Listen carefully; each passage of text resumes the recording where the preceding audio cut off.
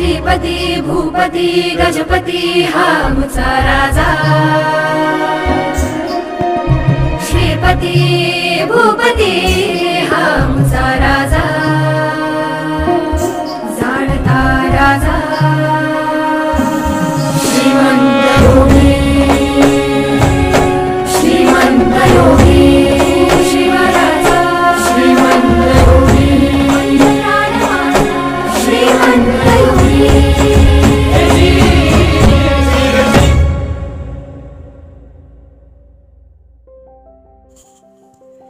इतिहासातील एक महत्त्वपूर्ण पान म्हणजेच रायगड। आज या ब्लॉगमध्ये भेट देणार आहोत श्रीमान किल्ले रायगड। रायगड किल्ला समुद्र सपाटीपासून साधारण 820 मीटर म्हणजेच अंदाजे 2700 फूट उंचीवर आहे।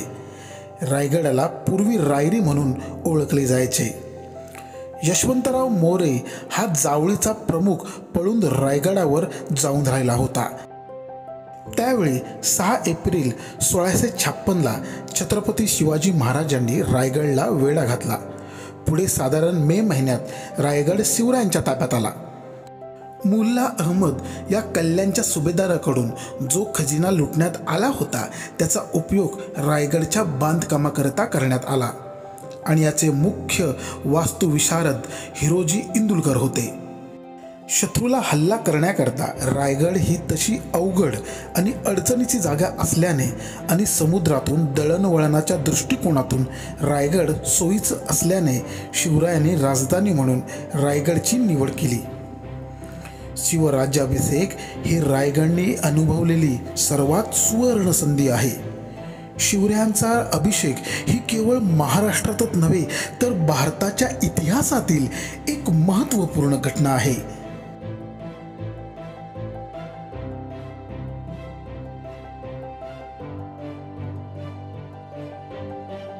महाराजांचे निधन झाल्यावर पुढे साधारण 6 वर्ष रायगड हा स्वराज्याची राजधानी होता। महाराजांनंतर छत्रपती संभाजी महाराजांचा राज्याभिषेक देखील 16 फेब्रुवारी 1681ला या रायगडावरती झाला। 12 फेब्रुवारी 1689ला राजाराम महाराजांचा देखील राज्याभिषेक रायगडाने पाहिला। सूर्याजी पिसाळ या फितूर झालेल्या किल्लेदारामुळे 3 नोव्हेंबर 1689ला रायगड हा मोगलांच्या ताब्यात गेला। पुढे शाहू महाराजांच्या कारकिर्दीत 5 जून 1733ला रायगड पुन्हा एक वेळेस मराठ्यांच्या ताब्यात आला। विजेसारखी तलवार चालवून गेला, निधड्या छातीने हिंदुस्तान हलवून गेला। मुठभर मावळ्यांना घेऊन हजारो सैतानांना नडून गेला। वाघ नक्याने अफजल खानाचा कोथळा काढून गेला। स्वर्गात गेल्यावर देवांनी त्याला झुकून मुजरा केला। असा एक मर्द मराठा शिवबा होऊन गेला, असा एक मर्द मराठा शिवबा होऊन गेला।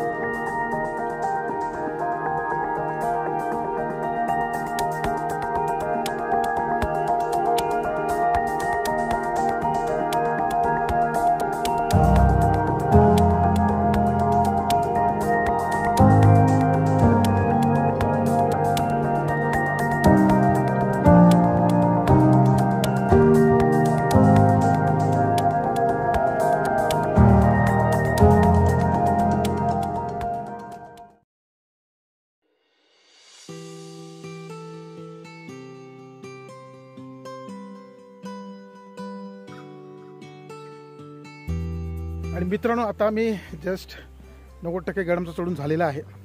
आम्ही जस्ट आता हत्ती तलाव याच्या इथे आलेलो आहोत. तर मी दाखवतो हत्ती तलाव. हे हत्ती तलाव बघा, पूर्ण आता पाणी नाही आहे, थोडंफार पाणी आहे, पण पावसामध्ये पूर्ण भरतं. मित्रांनो, नक्कीच प्रश्न पडला असेल की हत्ती तलाव म्हणजे या गडावरती हत्ती वगैरे होते की काय. मित्रांनो, तुमचं बरोबर आहे. या गडावरती 2 भले मोठे हत्ती होते. ज्या वेळेला छत्रपती शिवाजी महाराजांचा राज्याभिषेक या गडावरती झाला, त्यावेळेला असंख्य असे गर्दी या गडावरती होती. त्यावेळेला काही इंग्रजसुद्धा या गडावरती होते. त्या इंग्रजांना प्रश्न पडला की या गडावरती हत्ती कसे काय, म्हणजे गडाच्या खालून एवढे भले मोठे हत्ती गडावरती आणणं पॉसिबल नव्हतं. मग हे हत्ती आणले कसे वरती, हा प्रश्न त्यांना मनात सारखा येत होता. तर त्यांनी एका मावळ्याला विचारले की बाबा, हे हत्ती तुम्ही गडावरती कसे आणलेत. त्यावेळेला त्या मावळ्यांनी त्यांना सांगितलं की माझ्या महाराजांची दूरदृष्टी एवढी आहे की त्यांना माहिती होतं की माझा राज्याभिषेक ह्या गडावरती होणार आहे. त्यावेळेला हत्ती जेव्हा छोटे होते त्यावेळेलाच महाराजांनी त्यांना गडावरती आणलं होतं आणि लहानाचे मोठे ते ह्याच गडावरती झाले. सिरकाई देवी मंदिर.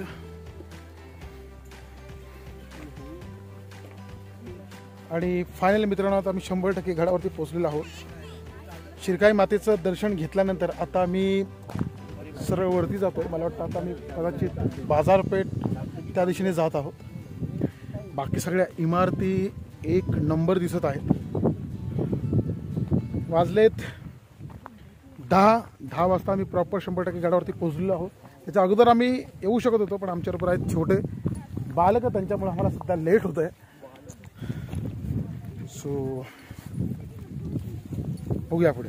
आणि फायनली मित्रांनो, बाजारपेठ इथे आम्ही पोचलो आहेत. ही आहे बाजारपेठ आणि आहे महाराजांचा सिंहासन. तिथे दर्शन घेतो महाराजांचं प्रथमतः, आणि त्याच्यानंतर आम्ही मग एक एक्सप्लोर करतो. ते बघ,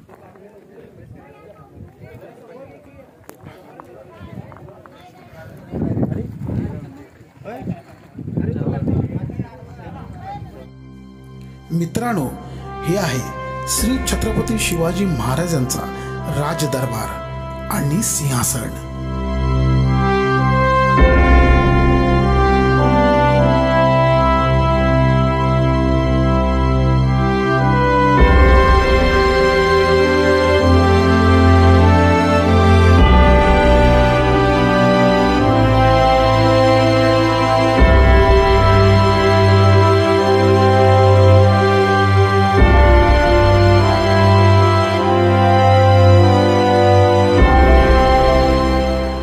राज्याभिषेक सोहळ्यासाठी या ठिकाणी 32 मानाचे सुवर्ण सिंहासन साकारण्यात आले होते.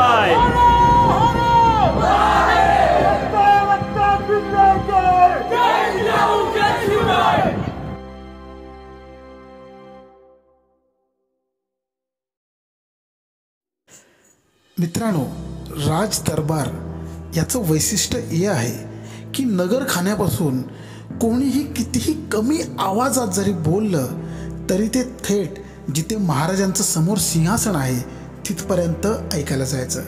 कारण ह्या राजदरबारामध्ये असणारा जो खडक आहे त्यामुळे आवाज त्या खडकावरती आदळून एक इको तयार व्हायचा आणि थेट तो महाराजांपर्यंत पोचायचा.